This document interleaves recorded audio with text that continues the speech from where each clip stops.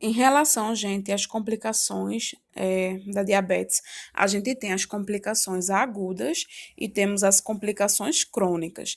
Então, essas complicações agudas, né, elas são três, que são as principais. Então, a gente tem, por exemplo, a questão da hipoglicemia, né, que a gente tanto vê que é tão comum, né, que acontece o quê? A diminuição nos níveis, né, glicêmicos. Então, a pessoa pode ter ou não sintomas. Então, os valores, né, dessa glicose no sangue, elas são abaixo de 70 miligramas por decilitro. Aí ela vai ocorrer, gente, em pacientes, né, em insulinoterapia, né? Principalmente nesses pacientes que estão em uso de insulina. Aí, quais são os principais sintomas de uma pessoa com hipoglicemia? A pessoa pode sentir fome, pode sentir tontura, fraqueza, dor de cabeça, confusão, coma, né? Pode ter uma convulsão também, sudorese, taquicardia, apreensão, tremor. Então, gente, hipoglicemia, né? Ele é um estado bastante sério, né? A pessoa pode de início sentir só uma dor de cabeça, uma tontura, mas pode evoluir para esses sintomas mais severos que eu falei, né? A pessoa pode apresentar, né? Confusão mental, convulsão, certo? Então, assim, tem que ter bastante cuidado com isso. E também o outro que a gente tem para complicação aguda é a cetoacidose diabética, gente. Aí ela vai ser o quê? Essa cetoacidose diabética vai ser a deficiência, né, absoluta ou relativa da insulina. Aí ela ocorre, né, principalmente em pacientes que têm diabetes mellitus tipo 1. Então, a glicemia capilar desse paciente, o resultado vai dar maior que 250 miligramas por decilitro. Então, assim, o paciente ele vai apresentar como sintomas polidipsia, poliúria, enurese, vai ter também aquele hálito cetônico, né? Que o pessoal diz que é aquele cheiro de maçã podre na boca. É, vai ter fadiga, vai ter aquela visão turva, vai ter náusea, dor abdominal, pode também chegar a vomitar, então ele pode também apresentar desidratação, né? Vai ter também hiperventilação e a questão da alteração também do estado mental. Então pode ver que cada vez mais, né, esses sintomas, eles vão se agravando. Já nessa síndrome hiperosmolar, hiperglicêmica não cetótica, gente, dos três, esse é o mais grave, tá? Ele tem uma mortalidade mais elevada do que a cetoacidose diabética, tá? Então pode ver que vai evoluindo cada vez mais. Então, nesse caso, né, essa síndrome hiperosmolar é quando tem uma hiperglicemia muito grave. Então, assim, o paciente, ele vai ter, né, no resultado da glicose dele, vai ser maior que 600 miligramas por decilitro, né, nessa faixa de 600, né, a 800. Então, assim, o paciente, ele vai ter uma desidratação e alteração do estado mental, né? Então, assim, ele ocorre principalmente na diabetes mellitus tipo 2. Na verdade, não é principalmente, ele vai ocorrer apenas nesse tipo, certo? Então, enquanto a cetoacidose diabética ocorre principalmente no tipo 1, pode ocorrer também no 2.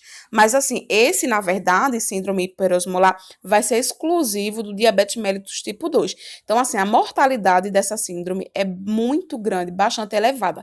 Quando a gente compara, por exemplo, com a cetoacidose diabética. Hipoglicemia pode matar, sim, com certeza. Mas, assim, é mais grave a questão da cetoacidose diabética, né, quando os níveis de açúcar é maior que 250 miligramas por decilitro, e a síndrome hiperosmolar é pior ainda, tem a mortalidade maior ainda, tá? Já essas complicações crônicas, né, a gente tem as microvasculares e as macrovasculares. Por exemplo, nessas microvasculares, é quando o paciente ele apresenta retinopatia, nefropatia, neuropatia, tá, gente? Tudo isso. E essas macrovasculares é quando ele vem apresentar, por exemplo, uma doença, né, coronariana, uma doença cerebrovascular, uma doença vascular periférica. Então, assim, são complicações crônicas também que são bastante presentes, né, nas complicações do diabetes mellitus. Por isso que é tão comum a gente ver, por exemplo, idosos, né, com problemas de visão, com problemas nos rins, tá, gente? Então, assim, isso é bastante comum. Em relação, gente, aos cuidados com o pé diabético, né, a gente sabe que principalmente idoso, quando tem diabetes, né, se não ter o devido cuidado, eles podem desenvolver, né, essas lesões nos pés. Não só nos pés, mas também em outras partes do corpo. Mas a gente enfatiza mais o pé porque é mais comum ocorrer nesse local. Então, quais são os cuidados, né, que se deve ter? Que a gente, como profissional de saúde, deve orientar o próprio paciente e também o familiar, o cuidador do paciente.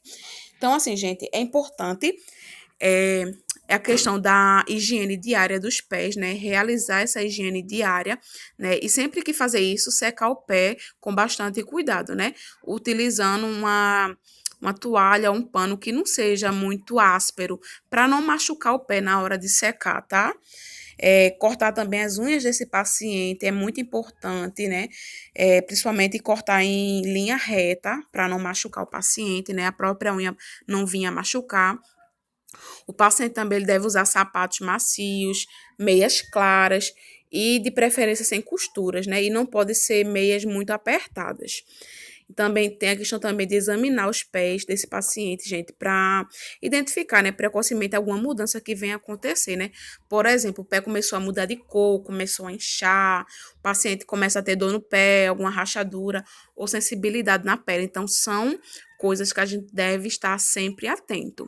Aí, e o outro cuidado também, é claro, né? Controlar os níveis de açúcar no sangue, que justamente ajuda a prevenir, né? E tratar essas úlceras dos pés. Porque o paciente com lesão é difícil, né? A cicatrização é mais demorada, não é tão rápida, igual um paciente que não tem diabetes, certo? Então, assim, gente, sempre procurar um profissional de saúde, né? Caso o paciente ou o cuidador dele perceba alguma dormência no pé, né? Principalmente constantemente, ou alguma ferida no pé. Então, é importante procurar. Então, assim, é importante a gente ir para a atenção primária à saúde, que é justamente a unidade básica, né? O postinho de saúde, né? Não é caso de ir diretamente para o hospital. Não, isso aí é tratado, né? Orientado no postinho de saúde. Então, a gente tem que orientar quanto a isso. Então, gente, em resumo, a gente tem aqui as principais características, né, e diferenças do diabetes mellitus tipo 1, diabetes mellitus tipo 2 e da diabetes mellitus gestacional. Então, assim, de forma geral, gente, a do tipo 1 vai acontecer o quê? A destruição, né, das células beta no pâncreas, como eu falei, né? Aí vai levar o quê? Ao estágio, né, de deficiência absoluta de insulina, né, no organismo. Por isso que o diabetes tipo 1, ele é o quê? Insulino dependente, né? Depende de insulina. Aí o aparecimento dessa doença, né, é abrupto. Aí vai acometer o quê? Crianças e adolescentes, né? Inicialmente sem histórico de excesso de peso. Aí os sintomas clássicos, gente, desse diabetes tipo 1, como eu falei, né? A pessoa pode ter polidipsia, poliúria, polifagia, perda inexplicada de peso, né? Que são os principais do tipo 1. Então, assim, na maioria desses casos do diabetes mellitus tipo 1, gente, vai ter o quê? Uma hiperglicemia acentuada, né? Que ela pode evoluir para quê? Para cetoacidose, principalmente na presença de infecção do paciente. Então, assim, o traço clínico, né, que mais define também esse diabetes mellitus, gente, tipo 1, é a tendência à hiperglicemia grave, né, e cetoacidose, que são o que eu falei para vocês? As complicações mais agudas, tá? Então, é necessário a administração de insulina nesse tipo, né, e essas são as principais características. E a do tipo 2? Quais são as principais características de diferença, né? Vai ser o quê? Uma deficiência, né? Nesse caso, relativa de insulina. Isso não vai ter um estado de resistência à ação da insulina, né? No caso, vai ter um estado de resistência. Aí pode ser associado, né, a um defeito na secreção dessa insulina. Aí o início dele é o quê? Diferente do tipo 1. Ele é mais lento, né, e os sintomas dele são mais brandos, né? Aí o paciente pode ficar sem sintomas, gente, por longos anos, né? Ele pode ter diabetes e só descobrir daqui a vários anos, justamente porque esses sintomas, eles são mais lentos, eles demoram mais para acontecer, por isso que é bom fazer sempre o rastreio, né, principalmente se há casos na família. Aí, né, ele se manifesta o quê? Em adultos, né, principalmente idosos, né, com história de excesso de peso, com história familiar de diabetes tipo 2. Por isso que é importante atentar para isso. Pessoas que têm histórico familiar devem estar atentas. Aí o tratamento, né, farmacológico, ele é feito, né, com medicação via oral inicialmente, né? Mas dependendo do caso, ele pode sim, gente, evoluir, né, para uma insulinoterapia. O paciente pode sim utilizar insulina, né, nesse diabetes mellitus tipo 2, né, para poder controlar esses níveis de glicose. Então, a hiperglicemia, né, ela evolui lentamente, como eu falei, e a cetoacidose, gente, é uma complicação rara nesse tipo de diabetes. Como eu falei, ela acontece no tipo 1, mas no tipo 2 ela é mais rara, mas pode acontecer sim. Já na questão da diabetes mellitus gestacional, gente, né?